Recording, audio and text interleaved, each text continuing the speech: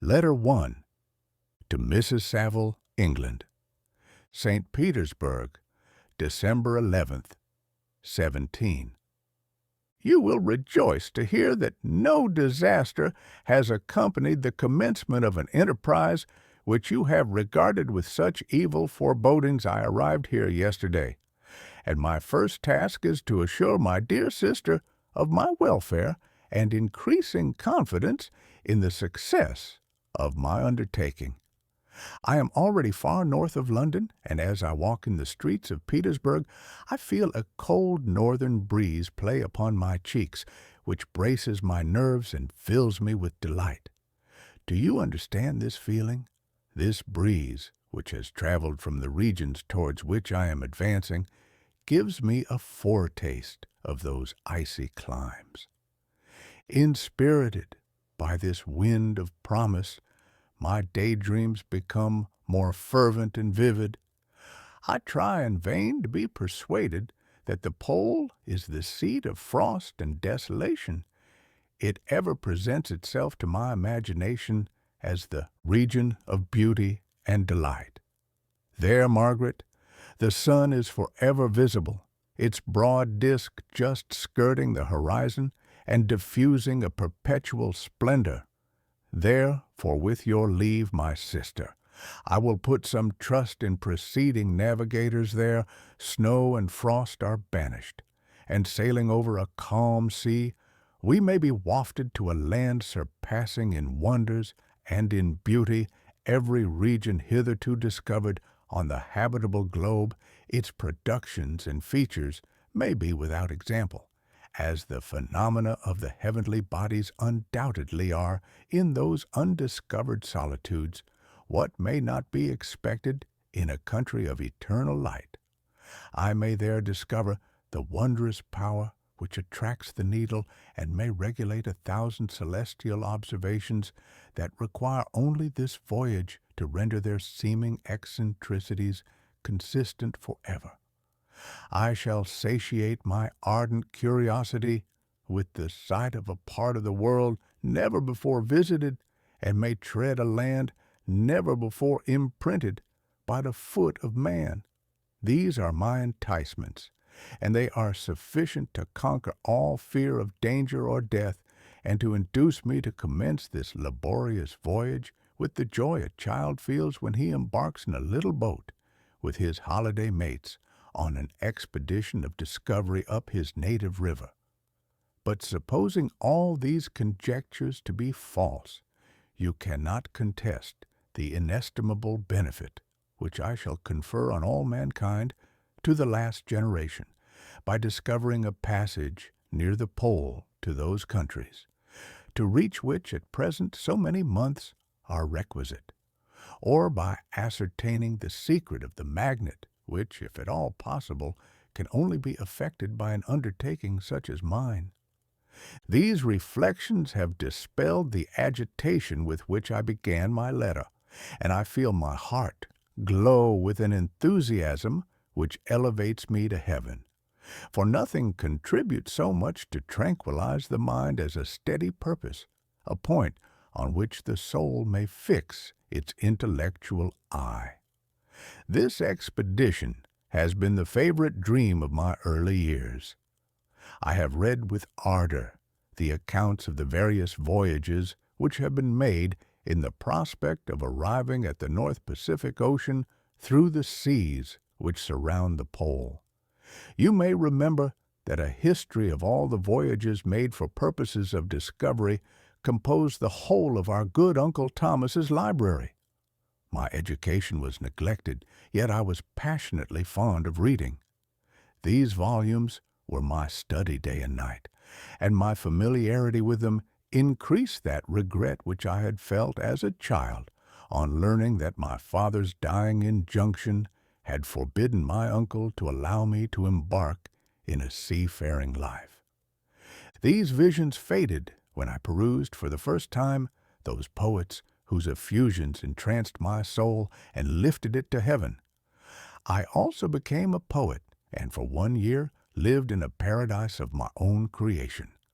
I imagined that I also might obtain a niche in the temple where the names of Homer and Shakespeare are consecrated. You are well acquainted with my failure and how heavily I bore the disappointment. But just at that time I inherited the fortune of my cousin, and my thoughts were turned into the channel of their earlier bent. 6 years have passed since I resolved on my present undertaking. I can't even now remember the hour from which I dedicated myself to this great enterprise. I commenced by inuring my body to hardship. I accompanied the whale fishers on several expeditions to the North Sea. I voluntarily endured cold, famine, thirst, and want of sleep.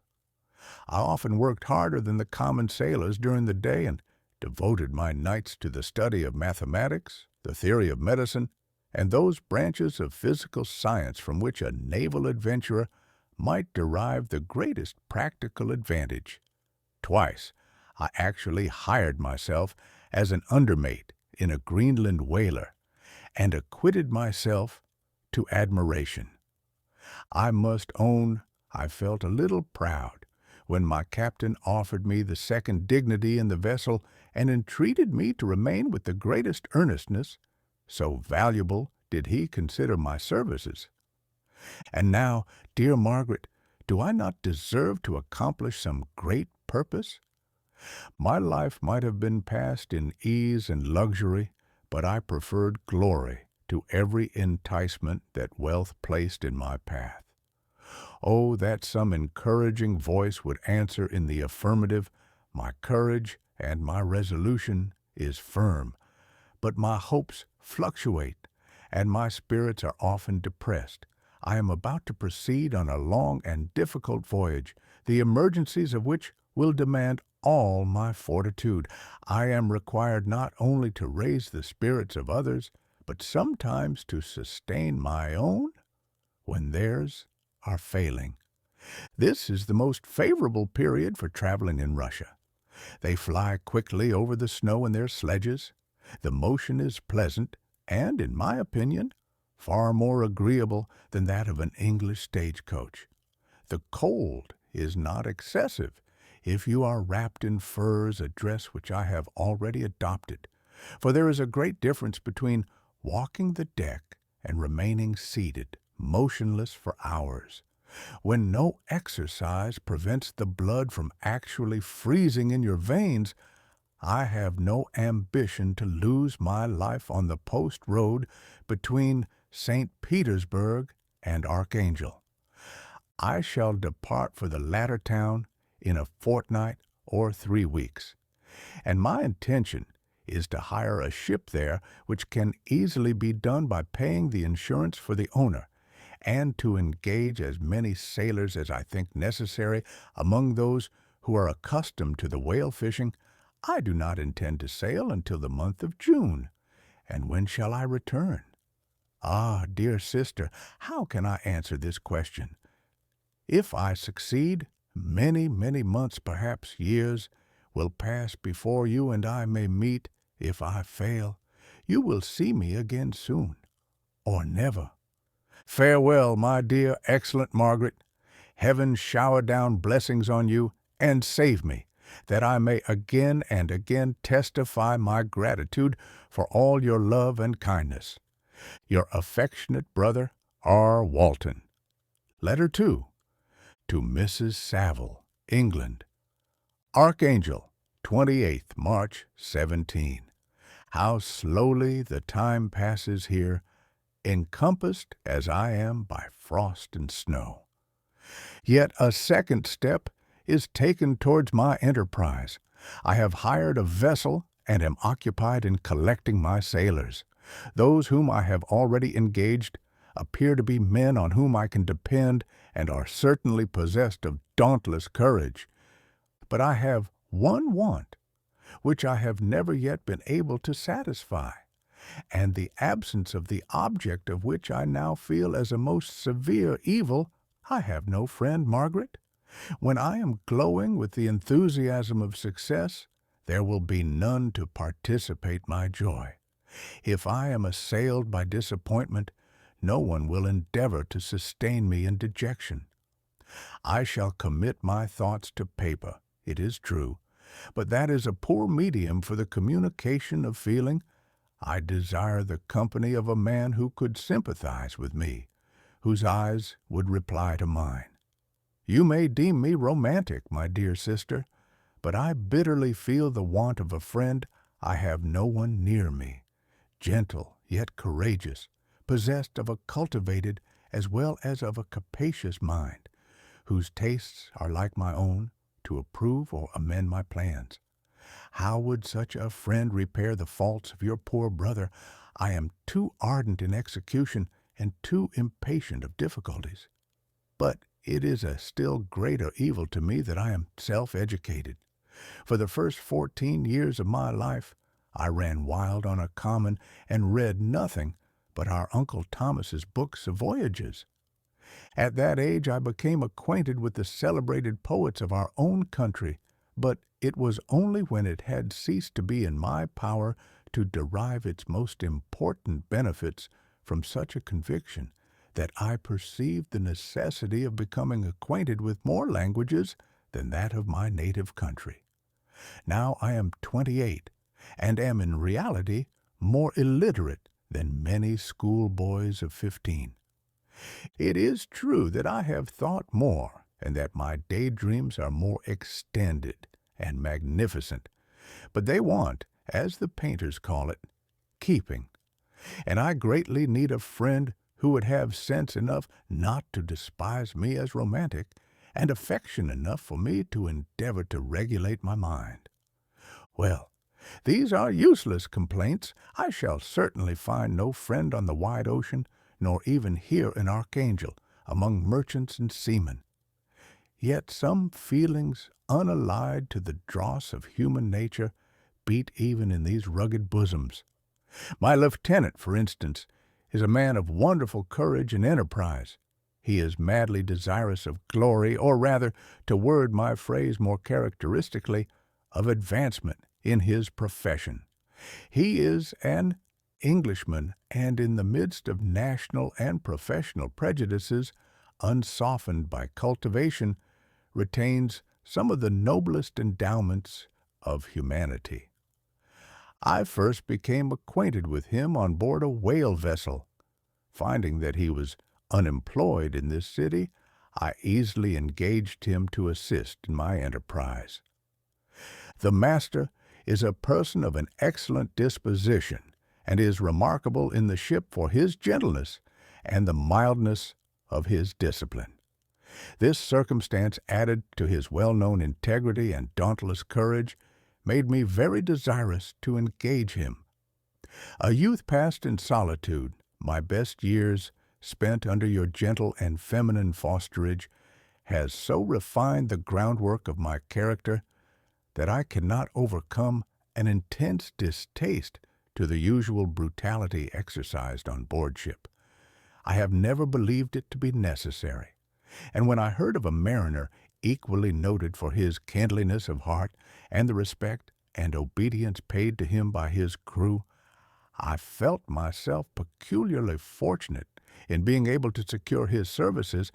I heard of him first in rather a romantic manner, from a lady who owes to him the happiness of her life. This, briefly, is his story. Some years ago, he loved a young Russian lady of moderate fortune, and having amassed a considerable sum in prize money, the father of the girl consented to the match. He saw his mistress once before the destined ceremony, but she was bathed in tears, and throwing herself at his feet, entreated him to spare her, confessing at the same time that she loved another, but that he was poor, and that her father would never consent to the union. My generous friend reassured the suppliant, and on being informed of the name of her lover, instantly abandoned his pursuit. He had already bought a farm with his money, on which he had designed to pass the remainder of his life. But he bestowed the whole on his rival, together with the remains of his prize money, to purchase stock, and then himself solicited the young woman's father to consent to her marriage with her lover.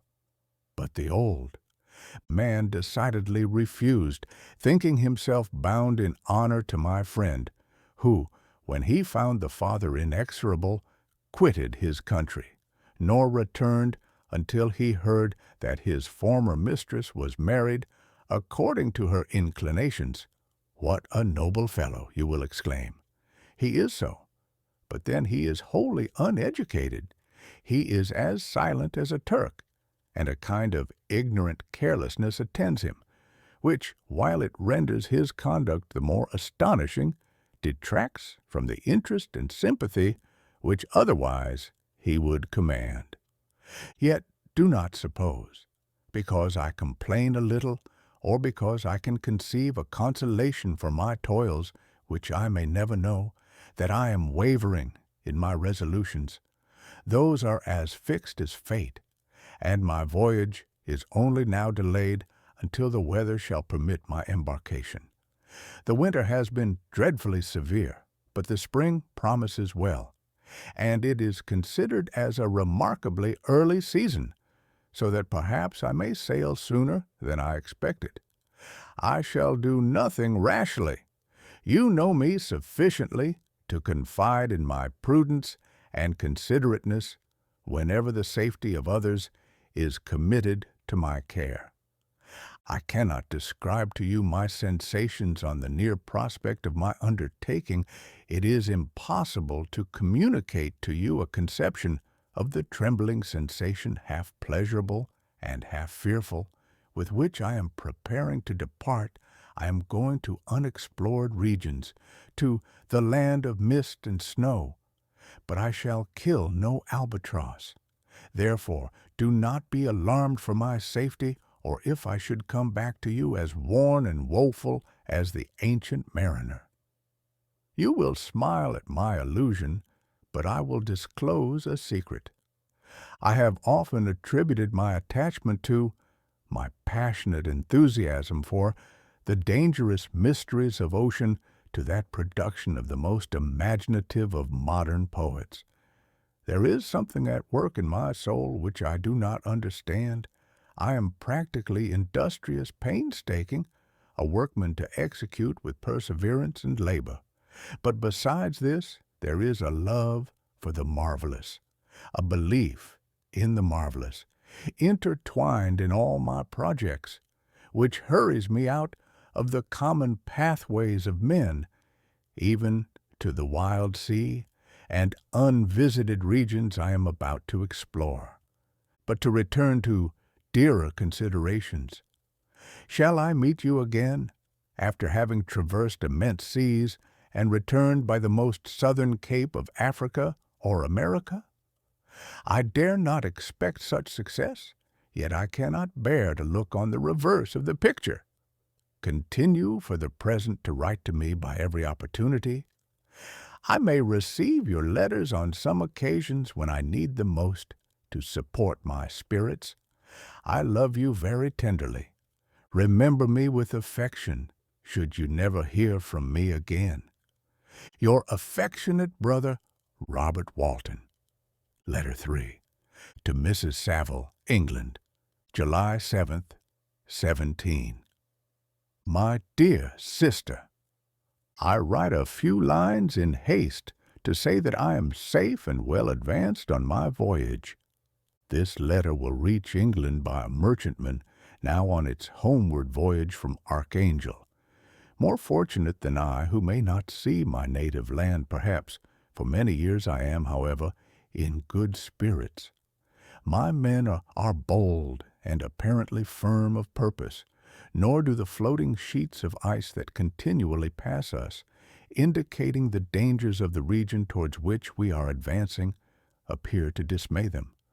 We have already reached a very high latitude, but it is the height of summer, and although not so warm as in England, the southern gales, which blow us speedily towards those shores which I so ardently desire to attain, breathe a degree of renovating warmth which I had not expected. No incidents have hitherto befallen us that would make a figure in a letter. One or two stiff gales and the springing of a leak are accidents which experienced navigators scarcely remember to record, and I shall be well content if nothing worse happen to us during our voyage. Adieu, my dear Margaret. Be assured that for my own sake as well as yours, I will not rashly encounter danger. I will be cool, persevering, and prudent. But success shall crown my endeavors. Wherefore not? Thus far I have gone, tracing a secure way over the pathless seas, the very stars themselves being witnesses and testimonies of my triumph. Why not still proceed over the untamed yet obedient element? What can stop the determined heart and resolved will of man? My swelling heart involuntarily pours itself out thus. But I must finish. Heaven bless my beloved sister. R.W. Letter 4. To Mrs. Saville, England, August 5th, 17. So strange an accident has happened to us that I cannot forbear recording it, although it is very probable that you will see me before these papers can come into your possession. Last Monday, July 31st, we were nearly surrounded by ice, which closed in the ship on all sides, scarcely leaving her the sea room in which she floated. Our situation was somewhat dangerous, especially as we were compassed round by a very thick fog. We accordingly lay to, hoping that some change would take place in the atmosphere and weather. About 2 o'clock, the mist cleared away, and we beheld stretched out in every direction vast and irregular plains of ice, which seemed to have no end. Some of my comrades groaned, and my own mind began to grow watchful with anxious thoughts, when a strange sight suddenly attracted our attention and diverted our solicitude from our own situation. We perceived a low carriage, fixed on a sledge and drawn by dogs, pass on toward the north. At the distance of half a mile, a being which had the shape of a man, but apparently of gigantic stature, sat in the sledge and guided the dogs. We watched the rapid progress of the traveler with our telescopes until he was lost among the distant inequalities of the ice. This appearance excited our unqualified wonder. We were, as we believed, many hundred miles from any land, but this apparition seemed to denote that it was not in reality so distant as we had supposed. Shut in, however, by ice, it was impossible to follow his track, which we had observed with the greatest attention. About 2 hours after this occurrence, we heard the ground sea, and before night the ice broke and freed our ship. We, however, lay to until the morning, fearing to encounter in the dark those large, loose masses which float about after the breaking up of the ice. I profited of this time to rest for a few hours. In the morning, however, as soon as it was light, I went upon deck and found all the sailors busy on one side of the vessel, apparently talking to someone in the sea. It was, in fact, a sledge, like that we had seen before, which had drifted towards us in the night on a large fragment of ice. Only one dog remained alive, but there was a human being within it whom the sailors were persuading to enter the vessel. He was not, as the other travelers seemed to be, a savage inhabitant of some undiscovered island, but a European. When I appeared on deck, the master said, "Here is our captain, and he will not allow you to perish on the open sea." On perceiving me, the stranger addressed me in English, although with a foreign accent. "Before I come on board your vessel," said he, "will you have the kindness to inform me whither you are bound?" You may conceive my astonishment on hearing such a question addressed to me from a man on the brink of destruction, and to whom I should have supposed that my vessel would have been a resource which he would not have exchanged for the most precious wealth the earth can afford. I replied, however, that we were on a voyage of discovery towards the northern pole. Upon hearing this, he appeared satisfied and consented to come on board. Good God!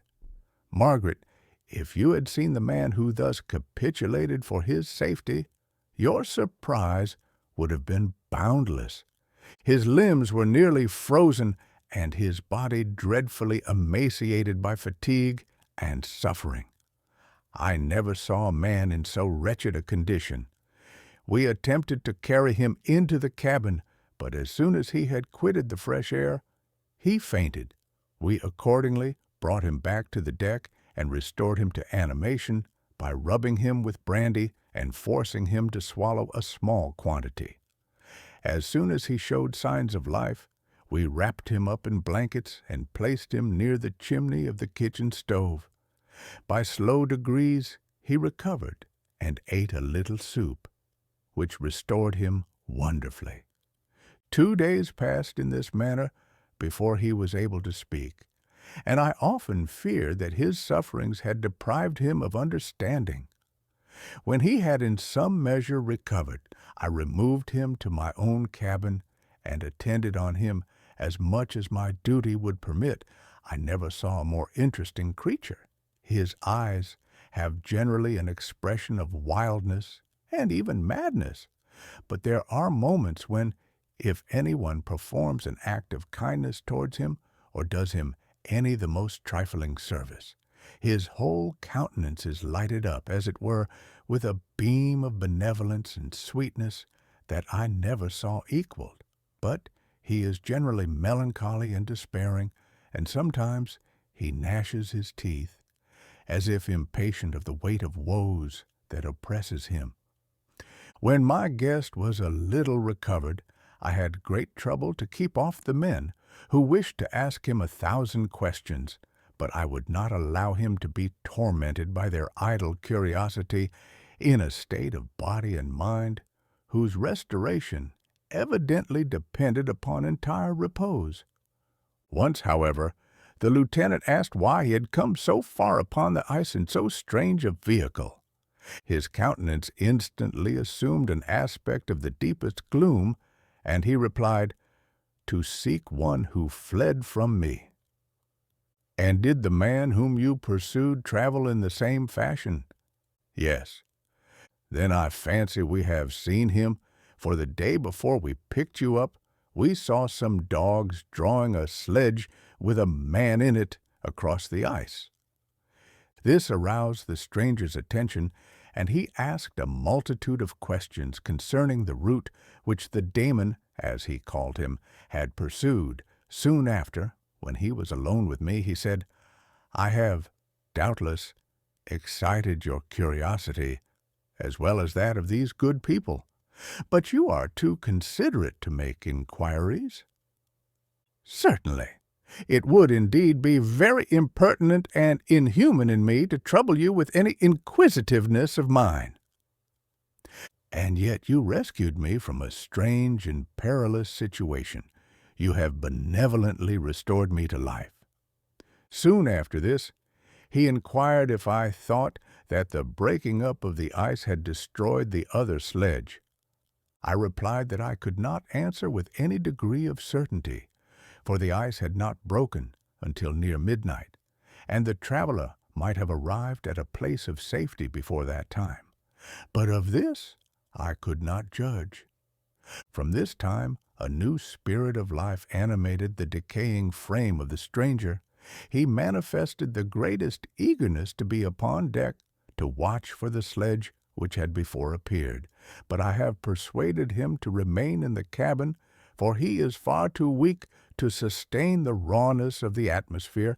I have promised that someone should watch for him and give him instant notice if any new object should appear in sight. Such is my journal of what relates to this strange occurrence up to the present day. The stranger has gradually improved in health, but is very silent and appears uneasy, when anyone except myself enters his cabin. Yet his manners are so conciliating and gentle that the sailors are all interested in him, although they have had very little communication with him. For my own part, I begin to love him as a brother, and his constant and deep grief fills me with sympathy and compassion. He must have been a noble creature in his better days, being even now in wreck so attractive and amiable. I said in one of my letters, my dear Margaret, that I should find no friend on the wide ocean. Yet I have found a man who, before his spirit had been broken by misery, I should have been happy to have possessed as the brother of my heart. I shall continue my journal concerning the stranger at intervals, should I have any fresh incidents to record. His eyes and my voice quivered and failed me as I beheld tears trickle. Fast from between his fingers, a groan burst from his heaving breast. I paused. At length he spoke, in broken accents. "Unhappy man, do you share my madness? Have you drunk also of the intoxicating draught? Hear me. Let me reveal my tale, and you will dash the cup from your lips." Such words, you may imagine, strongly excited my curiosity, but the paroxysm of grief that had seized the stranger overcame his weakened powers, and many hours of repose and tranquil conversation were necessary to restore his composure. Having conquered the violence of his feelings, he appeared to despise himself for being the slave of passion and quelling the dark tyranny of despair. He led me again to converse concerning myself personally. He asked me the history of my earlier years. The tale was quickly told, but it awakened various trains of reflection. I spoke of my desire of finding a friend, of my thirst for a more intimate sympathy with a fellow mind than had ever fallen to my lot, and expressed my conviction that a man could boast of little happiness who did not enjoy this blessing. "I agree with you," replied the stranger. "We are unfashioned creatures, but half made up, if one wiser, better, dearer than ourselves. Such a friend ought to be. Do not lend his aid to. Perfectionate our weak and faulty natures. I once had a friend, the most noble of human creatures, and am entitled, therefore, to judge respecting friendship. You have hope and the world before you, and have no cause for despair. But I have lost everything and cannot begin life anew." As he said this, his countenance became expressive of a calm, settled grief that touched me to the heart. But he was silent, and presently retired to his cabin. Even broken in spirit as he is, no one can feel more deeply than he does the beauties of nature, the starry sky, the sea, and every sight afforded by these wonderful regions seems still to have the power of elevating his soul from earth. Such a man has a double existence. He may suffer misery and be overwhelmed by disappointments, yet when he has retired into himself, he will be like a celestial spirit that has a halo around him, within whose circle no grief or folly ventures. Will you smile at the enthusiasm I express concerning this divine wanderer? You would not if you saw him. You have been tutored and refined by books and retirement from the world, and you are, therefore, somewhat fastidious. But this only renders you the more fit to appreciate the extraordinary merits of this wonderful man. Sometimes I have endeavored to discover what quality it is which he possesses that elevates him so immeasurably above any other person I ever knew. I believe it to be an intuitive discernment, a quick but never failing power of judgment, a penetration into the causes of things unequaled.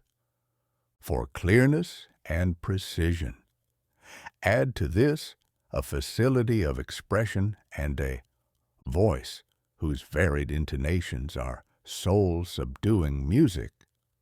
August 19th, 17. Yesterday the stranger said to me, "You may easily perceive, Captain, Walton, that I have suffered great and unparalleled misfortunes. I had determined at one time that the memory of these evils should die with me, but you have won me to alter my determination. You seek for knowledge and wisdom, as I once did, and I ardently hope that the gratification of your wishes may not be a serpent to sting you as mine has been. I do not know that the relation of my disasters will be useful to you.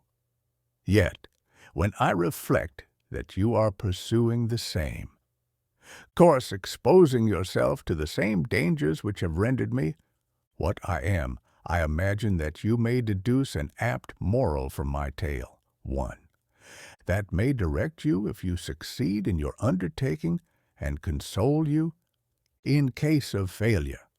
Prepare to hear of occurrences which are usually deemed marvelous. Were we among the tamer scenes of nature, I might fear to encounter your unbelief, perhaps your ridicule, but many things will appear possible in these wild and mysterious regions which would provoke the laughter of those unacquainted with the ever-varied powers of nature, nor can I doubt but that my tale conveys in its series internal evidence of the truth of the events of which it is composed.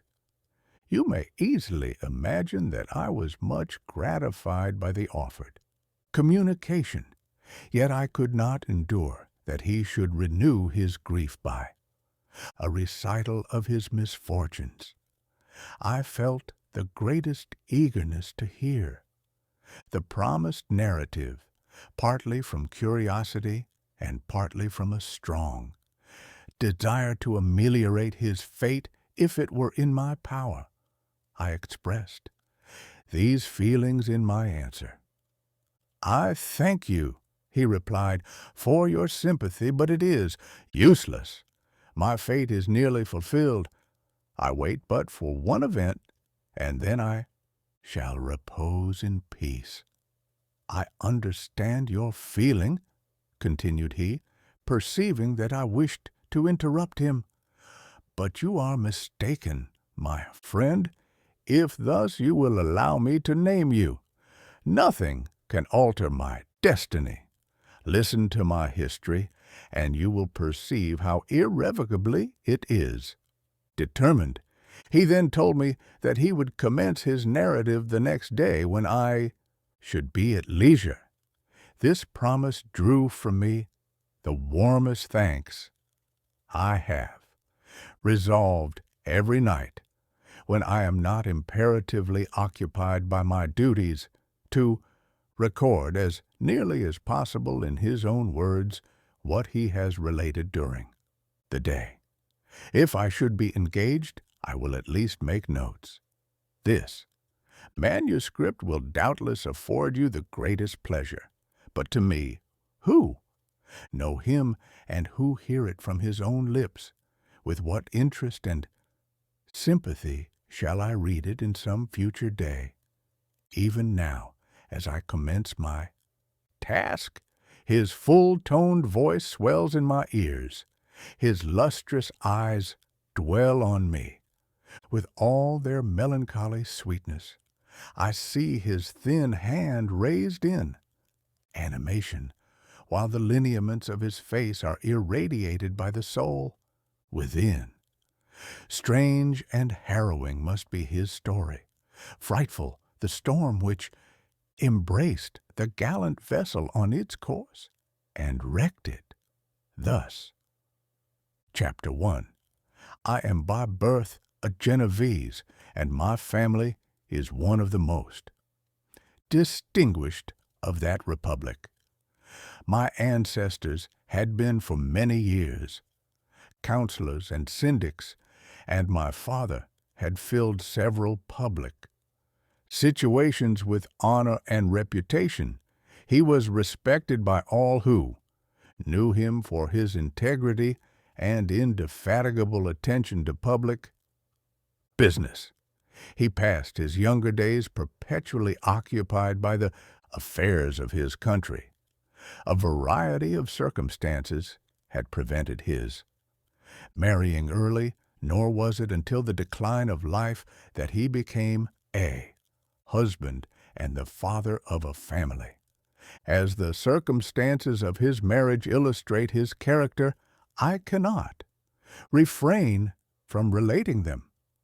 One of his most intimate friends was a merchant who, from a flourishing state, fell through numerous mischances into poverty.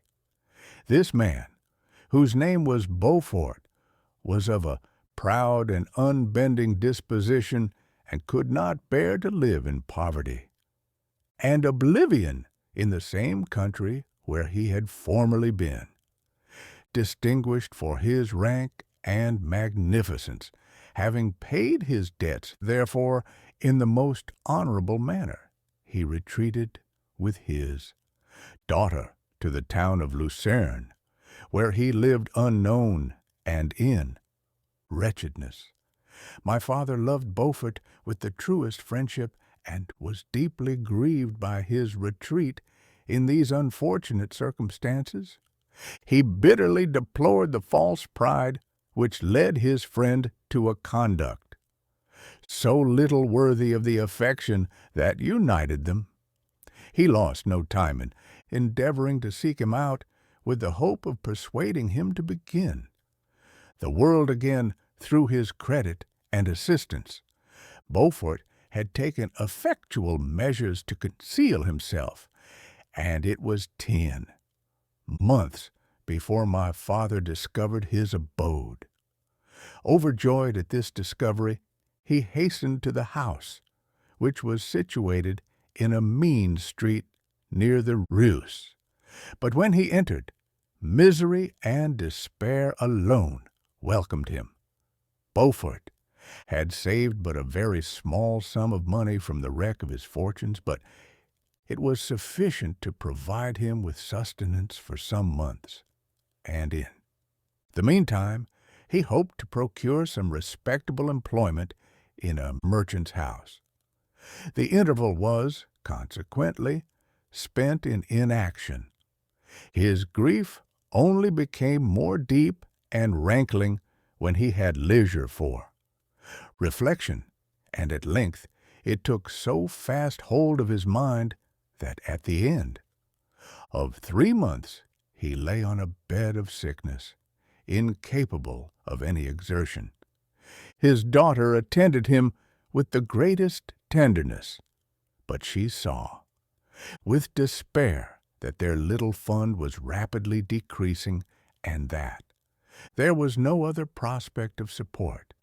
But Caroline Beaufort possessed a mind of an uncommon mold, and her courage rose to support her in her adversity. She procured plain work, she plaited straw, and, by various means, contrived to earn a pittance scarcely sufficient to support life. Several months passed in this manner. Her father grew worse. Her time was more entirely occupied in attending him. Her means of subsistence decreased, and in the 10th month her father died in her arms, leaving her an orphan and a beggar. This last blow overcame her, and she knelt by Beaufort's coffin, weeping bitterly. When my father entered the chamber, he came like a protecting spirit to the poor girl, who committed herself to his care, and after the interment of his friend, he conducted her to Geneva and placed her under the protection of a relation. 2 years after this event, Caroline became his wife. There was a considerable difference between the ages of my parents, but this circumstance seemed to unite them only closer in bonds of devoted affection. There was a sense of justice in my father's upright mind, which rendered it necessary that he should approve highly to love. Strongly, perhaps during former years, he had suffered from the late discovered unworthiness of one beloved, and so was disposed to set a greater value on tried worth. There was a show of gratitude and worship in his attachment to my mother, differing wholly from the doting fondness of age, for it was inspired by reverence for her, virtues, and a desire to be the means of, in some degree, recompensing her for the sorrows she had endured, but which gave inexpressible grace to his behavior to her. Everything was made to yield to her wishes and her convenience. He strove to shelter her, as a fair exotic is, sheltered by the gardener from every rougher wind, and to surround her with all that could tend to excite pleasurable emotion in her soft and benevolent mind, her health, and even the tranquillity of her hitherto constant spirit had been shaken by what she had gone through. During the 2 years that had elapsed previous to their marriage, my father had gradually relinquished all his public functions, and immediately after their union they sought the pleasant climate of Italy, and the change of scene and interest attendant on a tour through that land of wonders as a restorative for her weakened frame. From Italy they visited Germany and France. I, their eldest child, was born at Naples, and as an infant accompanied them in their rambles. I remained for several years their only child, much as they were attached to each other. They seemed to draw inexhaustible stores of affection from a very mine of love to bestow them upon me. My mother's tender caresses and my father's smile of benevolent pleasure while regarding me are my first recollections. I was their plaything and their idol, and something better, their child, the innocent and helpless creature bestowed on them by heaven, whom to bring up to good and whose future lot it was in their hands to direct to happiness or misery according as they fulfilled their duties towards me.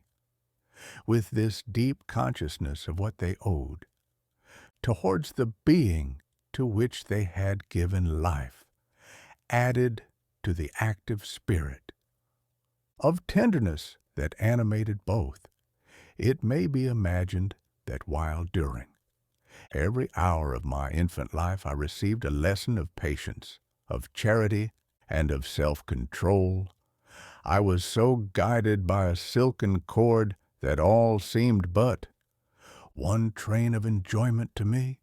For a long time I was their only care. My mother had much desired to have a daughter, but I continued their single offspring. When I was about 5 years old, while making an excursion beyond the frontiers of Italy, they passed a week on the shores of the Lake of Como. Their benevolent disposition often made them enter the cottages of the poor. This, to my mother, was more than a duty. It was a necessity, a passion, remembering what she had suffered and how she had been relieved, for her to act in her turn the guardian angel to the afflicted. During one of their walks, a poor cot in the foldings of a veil attracted their notice as being singularly disconsolate, while the number of half-clothed children gathered about it spoke of penury in its worst shape. One day, when my father had gone by himself to Milan, my mother, accompanied by me, visited this abode. She found a peasant and his wife, hard-working, bent down by care and labor, distributing a scanty meal to 5 hungry babes. Among these, there was one which attracted my mother far above all the rest.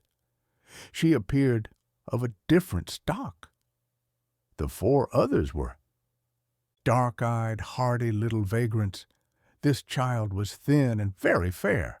Her hair was the brightest living gold, and despite the poverty of her clothing, seemed to set a crown of distinction on her head. Her brow was clear and ample, her blue eyes cloudless, and her lips and the molding of her face so expressive of sensibility and sweetness that none could behold her without looking on her as of a distinct species, a being heaven sent, and bearing a celestial stamp in all her features. The peasant woman, perceiving that my mother fixed eyes of wonder and admiration on this lovely girl, eagerly communicated her history. She was not her child, but the daughter of a Milanese nobleman. Her mother was a German and had died on giving her birth. The infant had been placed with these good people to nurse. They were better off then. They had not been long married, and their eldest child was but just born. The father of their charge was one of those Italians nursed in the memory of the antique glory of Italy, one among the schiavi ognor frementi, who exerted himself to obtain the liberty of his country. He became the victim of its weakness. Whether he had died or still lingered in the dungeons of Austria was not known. His property was confiscated, his child became an orphan and a beggar. She continued with her foster parents and bloomed in their rude abode, fairer than a garden rose among dark-leaved brambles. When my father returned from Milan, he found playing with me in the hall of our villa a child fairer than pictured cherub, a creature who seemed to shed radiance from her looks, and whose form and motions were lighter than the chamois of the hills. The apparition was soon explained. With his permission, my mother prevailed on her rustic guardians to yield their charge to her. They were fond of the sweet orphan. Her presence had seemed a blessing to them, but it would be unfair to her to keep her in poverty and want when Providence afforded her such powerful protection. They consulted their village priest, and the result was that Elizabeth Lavenza became the inmate of my parents' house, my more than sister, the beautiful and adored companion of all my occupations and my pleasures. Everyone loved Elizabeth. The passionate and almost reverential attachment with which all regarded her became, while I shared it, my pride and my delight. On the evening previous to her being brought to my home, my mother had said playfully. "I have a pretty present for Victor. Tomorrow he shall have it." And when on the morrow she presented Elizabeth to me as her promised gift, I, with childish seriousness, interpreted her words literally and looked upon Elizabeth as mine to protect, love, and cherish. All praises bestowed on her I received as maid to a possession of my own. We called each other familiarly by the name of cousin. No word, no expression could body forth the kind of relation in which she stood to me my more than sister, since till death she was to be mine only. Chapter 2. We were brought up together.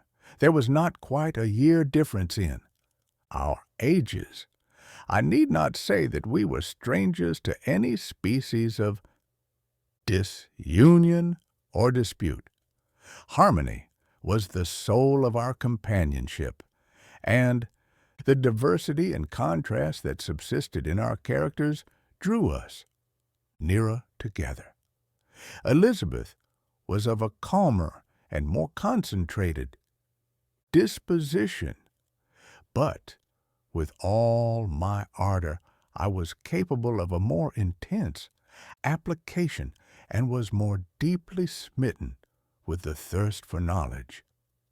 She busied herself with following the aerial creations of the poets, and in the majestic and wondrous scenes which surrounded our Swiss home, the sublime shapes of the mountains, the changes of the seasons, tempest and calm, the silence of winter, and the life and turbulence of our alpine summers.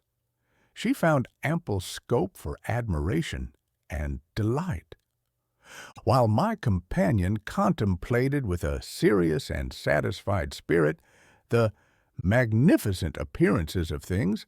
I delighted in investigating their causes. The world was to me a secret which I desired to divine. Curiosity, earnest research to learn the hidden laws of nature, gladness akin to rapture as they were unfolded to me, are among the earliest sensations I can remember. On the birth of a second son, my junior by 7 years, my parents gave up entirely their wandering life and fixed themselves in their native country. We possessed a house in Geneva and a campaign on Bellerive, the eastern shore of the lake, at the distance of rather more than a league from the city. We resided principally in the latter, and the lives of my parents were passed in considerable seclusion. It was my temper to avoid a crowd and to attach myself fervently to a few. I was indifferent, therefore, to my school fellows in general, but I united myself in the bonds of the closest friendship to one among them, Henry. Clerval was the son of a merchant of Geneva. He was a boy of singular talent and fancy. He loved enterprise, hardship, and even danger for its own sake. He was deeply read in books of chivalry and romance. He composed heroic songs and began to write many a tale of enchantment and knightly adventure.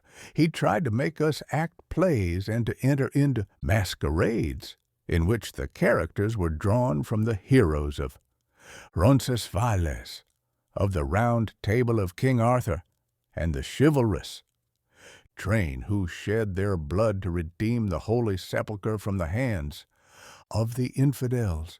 No human being could have passed a happier childhood than myself. My parents were possessed by the very spirit of kindness and indulgence. We felt that they were not the tyrants to rule our lot according to their caprice, but the agents and creators of all the many delights which we enjoyed. When I mingled with other families, I distinctly discerned how peculiarly fortunate my lot was, and gratitude assisted the development of filial love. My temper was sometimes violent, and my passions vehement, but by some law in my temperature they were turned not towards childish pursuits, but to an eager desire to learn, and not to learn all things indiscriminately. I confess that neither the structure of languages, nor the code of governments, nor the politics of various states possessed attractions for me. It was the secrets of heaven and earth that I desired to learn, and whether it was the outward substance of things, or the inner spirit of nature, and the mysterious soul of man, that occupied me. Still my inquiries were directed to the metaphysical, or in its highest sense, the physical secrets of the world. Meanwhile, Clerval occupied himself, so to speak, with the moral relations of things, the busy stage of life, the virtues of heroes, and the actions of men were his theme, and his hope and his dream was to become one among those whose names are recorded in story as the gallant and adventurous benefactors of our species. The saintly soul of Elizabeth shone like a shrine-dedicated lamp in our peaceful home. Her sympathy was ours, her smile, her soft voice, the sweet glance of her celestial eyes were ever there to bless and animate us. She was the living spirit of love to soften and attract. I might have become sullen in my study, rough through the ardor of my nature, but that she was there to subdue me to a semblance of her own gentleness, and a Clerval could aught ill entrench on the noble spirit of Clerval. Yet he might not have been so perfectly humane, so thoughtful in his generosity, so full of kindness and tenderness amidst his passion for adventurous exploit, had she not unfolded to him the real loveliness of beneficence, and made the doing good the end and aim of his soaring ambition. I feel exquisite pleasure in dwelling on the recollections of childhood, before misfortune had tainted my mind and changed its bright visions of extensive usefulness into gloomy and narrow reflections upon self. Besides, in drawing the picture of my early days, I also record those events which led, by insensible steps, to my after-tale of misery. For when I would account to myself for the birth of that passion which afterwards ruled my destiny, I find it arise like a mountain river from ignoble and almost forgotten sources, but swelling as it proceeded, it became the torrent, which in its course has swept away all my hopes and joys. Natural philosophy is the genius that has regulated my fate. I desire, therefore, in this narration, to state those facts which led to my predilection for that science. When I was 13 years of age, we all went on a party of pleasure to the baths near Thonon. The inclemency of the weather obliged us to remain a day confined to the inn. In this house I chanced to find a volume of the works of Cornelius Agrippa. I opened it with apathy. The theory which he attempts to demonstrate, and the wonderful facts which he relates, soon changed this feeling into enthusiasm. A new light seemed to dawn upon my mind, and bounding with joy, I communicated my discovery to my father. My father looked carelessly at the title page of my book and said, "Ah, Cornelius Agrippa, my dear Victor, do not waste your time upon this. It is sad trash. If, instead of this remark, my father had taken the pains to explain to me that the principles of Agrippa had been entirely exploded, and that a modern system of science had been introduced which possessed much greater powers than the ancient, because the powers of the latter were chimerical, while those of the former were real and practical. Under such circumstances, I should certainly have thrown Agrippa aside and have contented my imagination, warmed as it was, by returning with greater ardor to my former studies. It is even possible that the train of my ideas would never have received the fatal impulse that led to my ruin.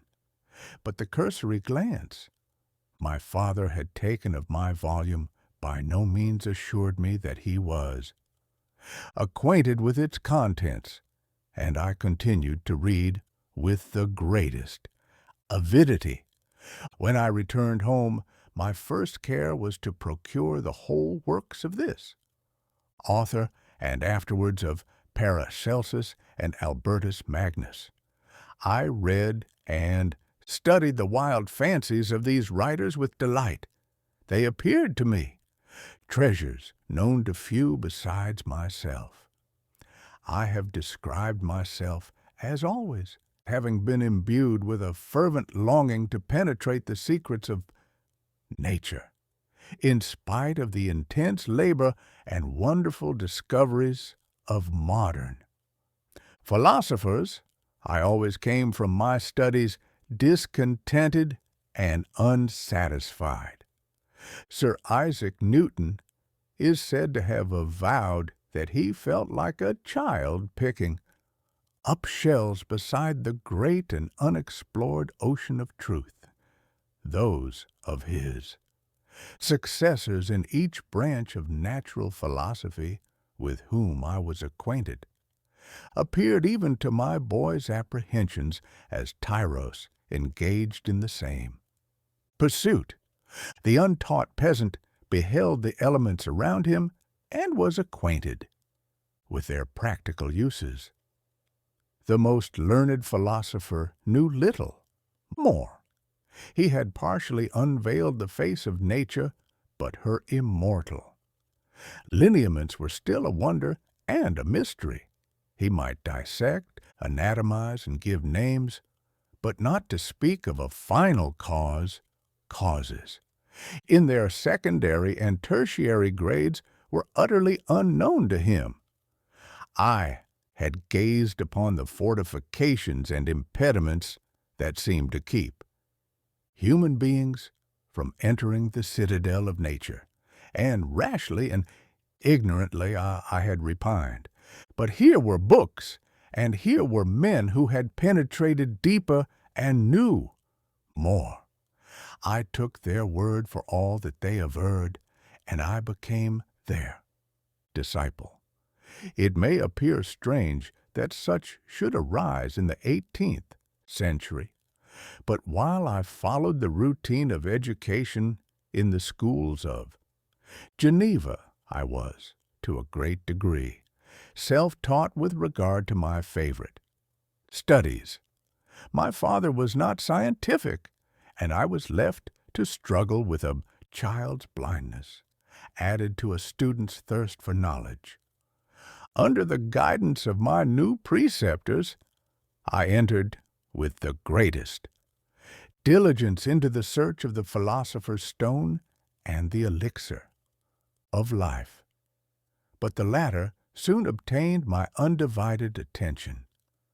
Wealth was an inferior object, but what glory would attend the discovery if I could banish disease from the human frame and render man invulnerable to any but a violent death.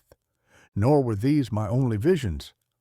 The racing of ghosts or devils was a promise liberally accorded by my favorite authors, the fulfillment of which I most eagerly sought. And if my incantations were always unsuccessful, I attributed the failure rather to my own inexperience and mistake than to a want of skill or fidelity in my instructors.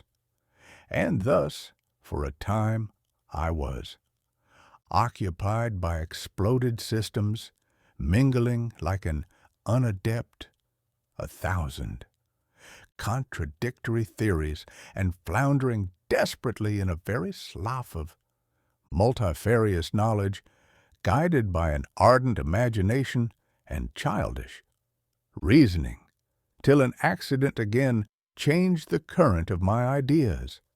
When I was about 15 years old, we had retired to our house near Belrive, when we witnessed a most violent and terrible thunderstorm.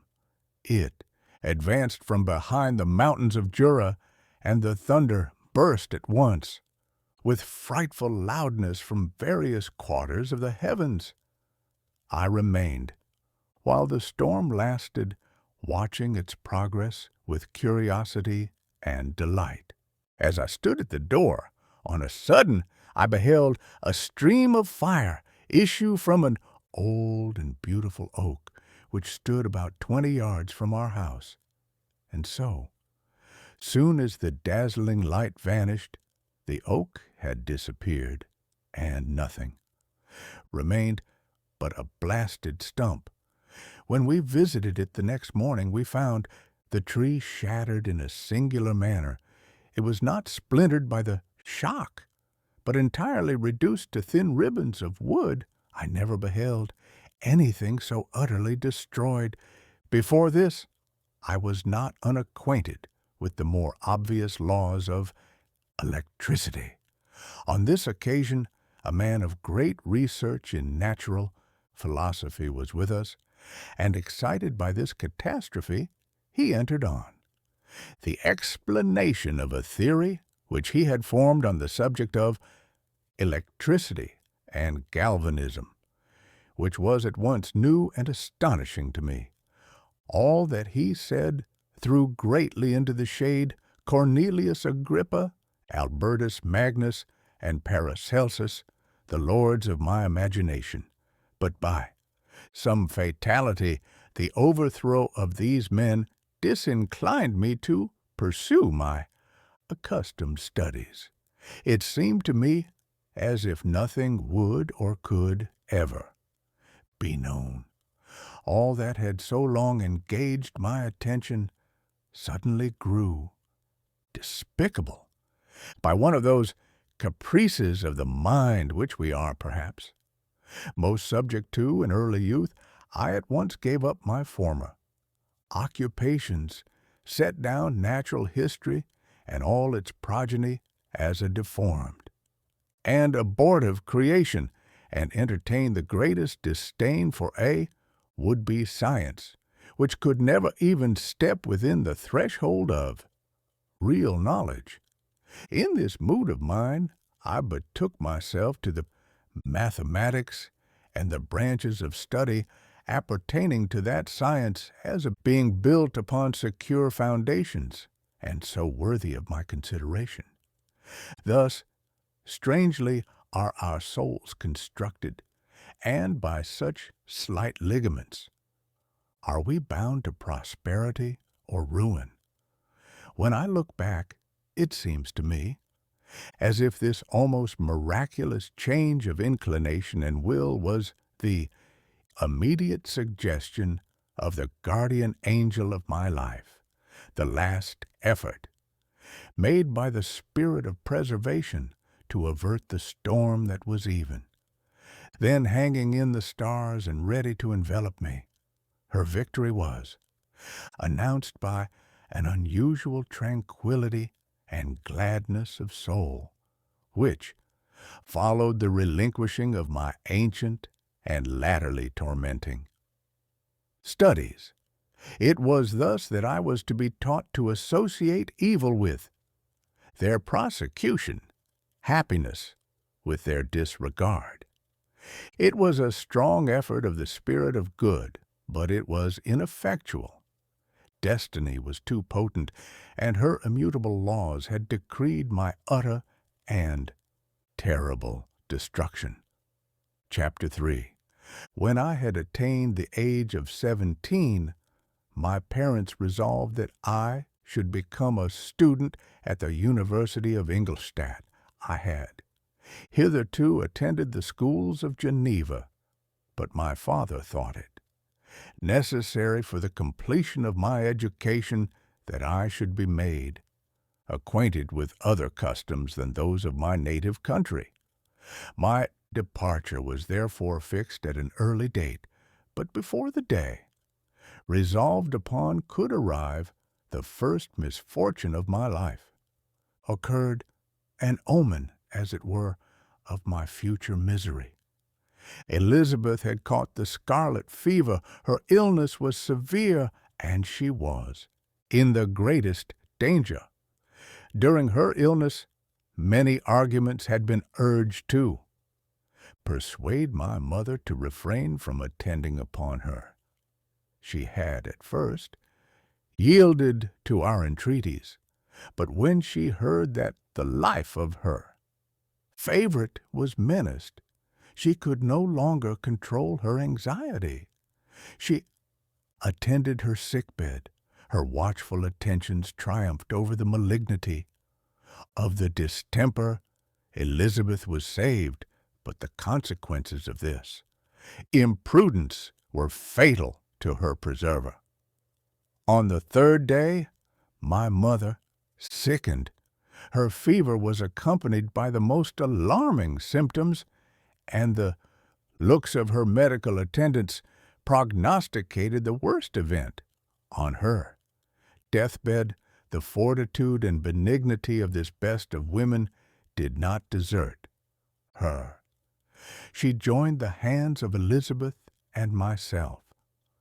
"My children," she said, "my firmest hopes of future happiness were placed on the prospect of your union. This expectation will now be the consolation of your father. Elizabeth, my love, you must supply my place to my younger children. Alas, I regret that I am taken from you, and happy and beloved as I have been. Is it not hard to quit you all? But these are not thoughts befitting me. I will endeavor to resign myself cheerfully to death, and will indulge a hope of meeting you in another world." She died calmly, and her countenance expressed affection even in death. I need not describe the feelings of those whose dearest ties are rent by that most irreparable evil, the void that presents itself to the soul, and the despair that is exhibited on the countenance. It is so.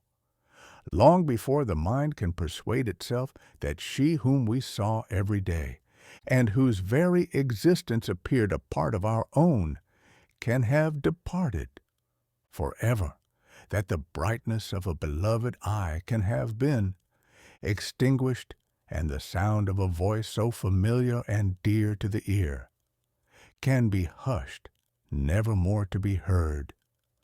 These are the reflections of the first days, but when the lapse of time proves the reality of the evil, then the actual bitterness of grief commences. Yet from whom has not that rude hand rent away some dear connection? And why should I describe a sorrow which all have felt and must feel?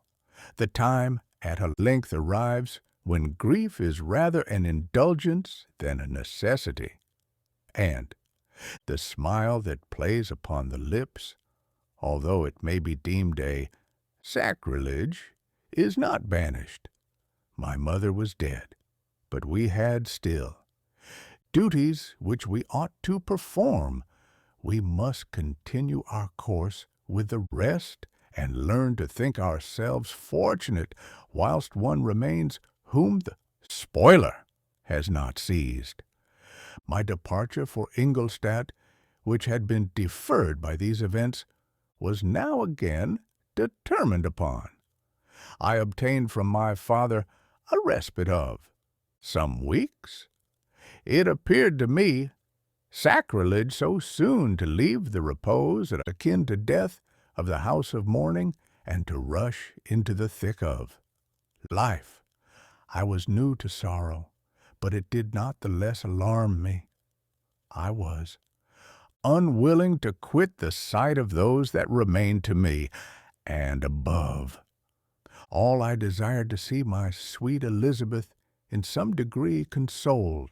She indeed veiled her grief, and strove to act the comforter to us all. She looked steadily on life, and assumed its duties with courage and zeal. She devoted herself to those whom she had been taught to call her uncle and cousins. Never was she so enchanting as at this time, when she recalled the sunshine of her smiles and spent them upon us. She forgot even her own regret in her endeavors to make us forget. The day of my departure at length arrived. Clerval spent the last evening with us. He had endeavored to persuade his father to permit him to accompany me and to become my fellow student, but in vain. His father was a narrow-minded trader, and saw idleness and ruin in the aspirations and ambition of his son. Henry deeply felt the misfortune of being debarred from a liberal education. He said little, but when he spoke, I read in his kindling eye and in his animated glance a restrained but firm resolve not to be chained to the miserable details of commerce. We sat late. We could not tear ourselves away from each other, nor persuade ourselves to say the word farewell, it was said, and we retired under the pretense of seeking repose, each fancying that the other was deceived. But when at morning's dawn I descended to the carriage which was to convey me away, they were all there. My father, again to bless me, Clerval to press my hand once more, my Elizabeth to renew her entreaties that I would write often, and to bestow the last feminine attentions on her playmate and friend. I threw myself into the chaise that was to convey me away, and indulged in the most melancholy reflections. I, who had ever been surrounded by amiable companions, continually engaged in endeavoring to bestow mutual pleasure, I was now alone. In the university whither I was going, I must form my own friends and be my own protector. My life had hitherto been remarkably secluded and domestic, and this had given me invincible repugnance to new countenances. I loved my brothers Elizabeth and Clerval. These were old familiar faces, but I believed myself totally unfitted for the company of strangers. Such were my reflections as I commenced my journey. But as I proceeded, my spirits and hopes rose. I ardently desired the acquisition of knowledge. I had often, when at home, thought it hard to remain during my youth cooped up in one place, and had longed to enter the world and take my station among other human beings. Now my desires were complied with, and it would indeed have been folly to repent. I had sufficient leisure for these and many other reflections during my journey to Ingolstadt, which was long and fatiguing. At length, the high white steeple of the town met my eyes. I alighted and was conducted to my solitary apartment to spend the evening as I pleased. The next morning I delivered my letters of introduction and paid a visit to some of the principal professors. Chance, or rather the evil, influence, the angel of destruction, which asserted omnipotent sway over me from the moment I turned my reluctant steps from my father's door, led me first to Monsieur Krempe, professor of natural philosophy. He was an uncouth man, but deeply imbued in the secrets of his science. He asked me several questions concerning my progress in the different branches of science appertaining to natural philosophy. I replied carelessly, and partly in contempt, mentioned the names of my alchemists as the principal authors I had studied. The professor stared. "Have you," he had said, "really spent your time in studying such nonsense?" I replied in the affirmative. "Every minute," continued Emin Krempe with warmth. "Every instant that you have wasted on those books is utterly and entirely lost. You have burdened your memory with exploded systems and useless names. Good God! In what desert land have you lived where no one was kind enough to inform you that these fancies, which you have so greedily imbibed, are 1,000 years old and as musty as they are ancient?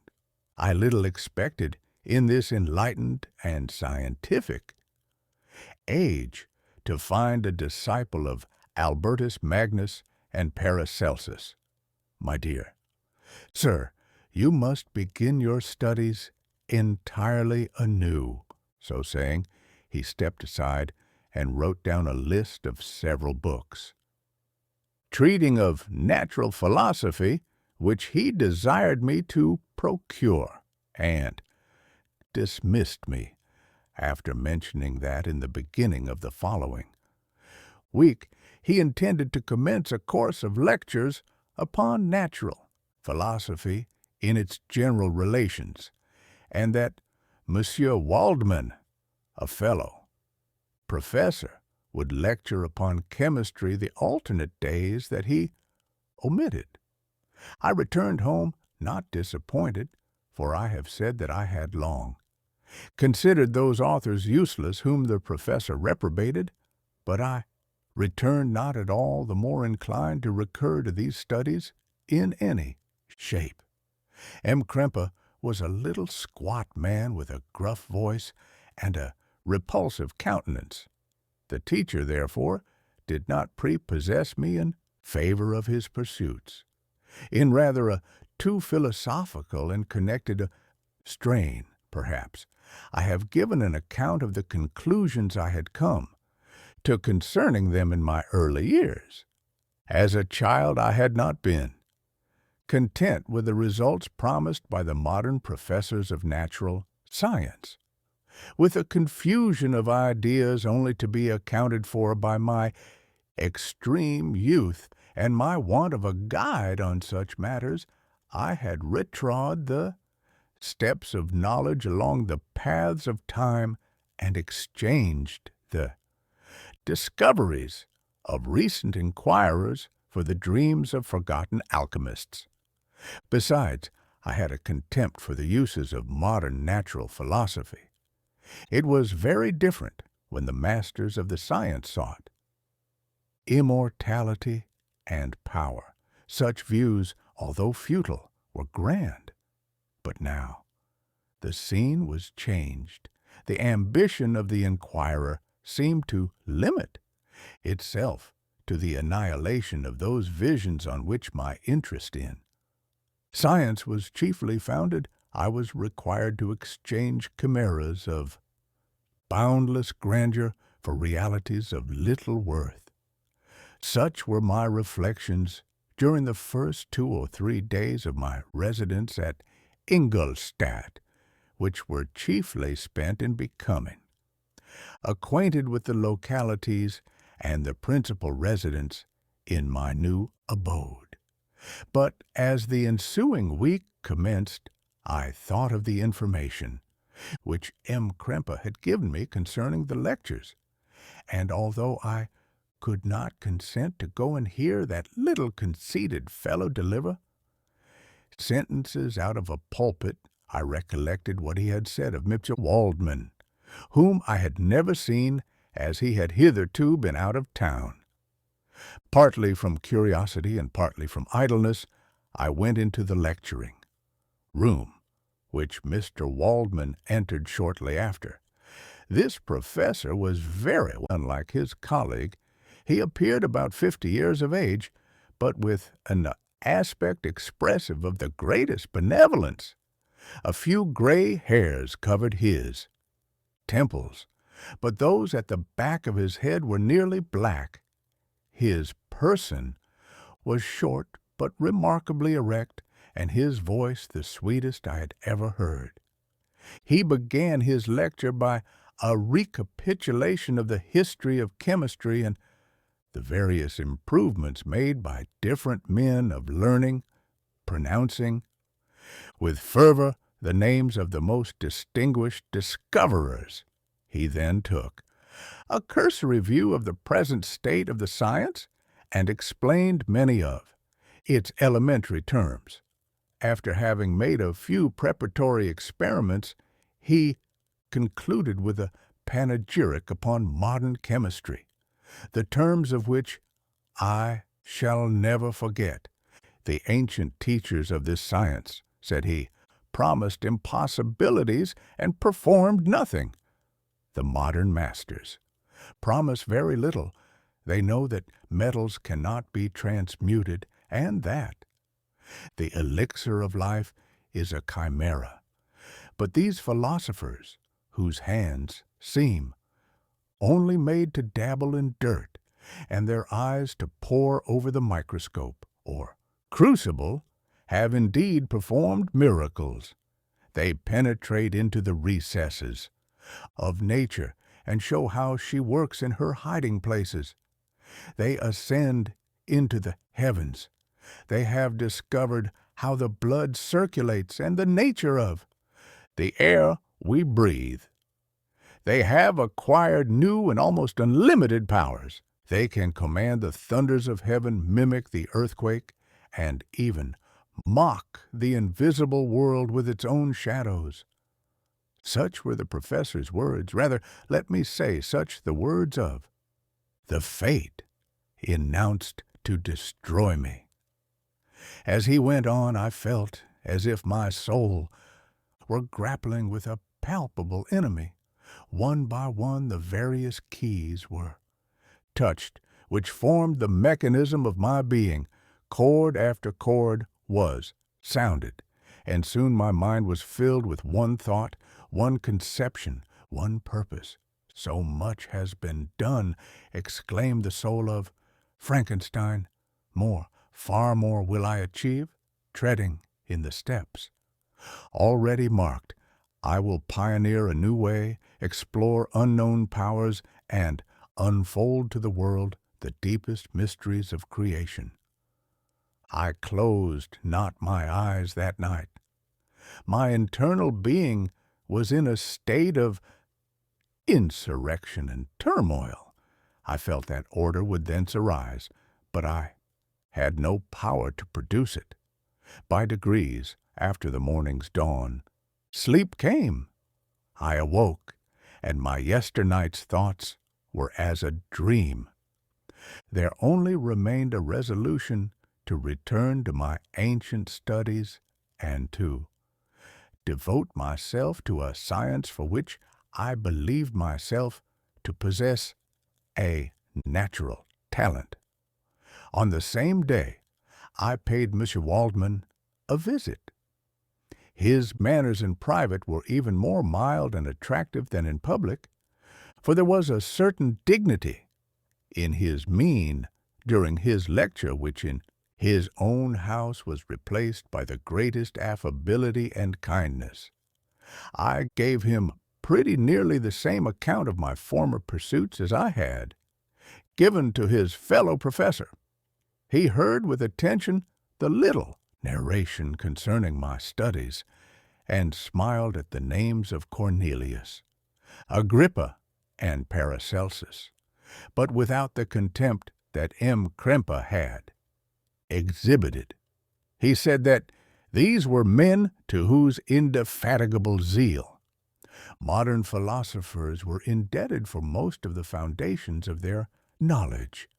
They had left to us, as an easier task, to give new names and arrange in connected classifications the facts which they, in a great degree, had been the instruments of bringing to light.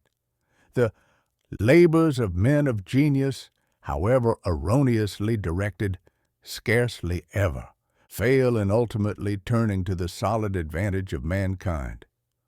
I listened to his statement, which was delivered without any presumption or affectation, and then added that his lecture had removed my prejudices against modern chemists. I expressed myself in measured terms with the modesty and deference due from a youth to his instructor, without letting escape inexperience in life would have made me ashamed any of the enthusiasm which stimulated my intended labors. I requested his advice concerning the books I ought to procure.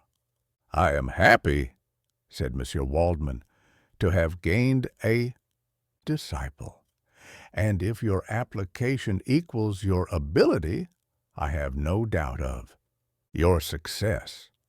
Chemistry is that branch of natural philosophy in which the greatest improvements have been and may be made.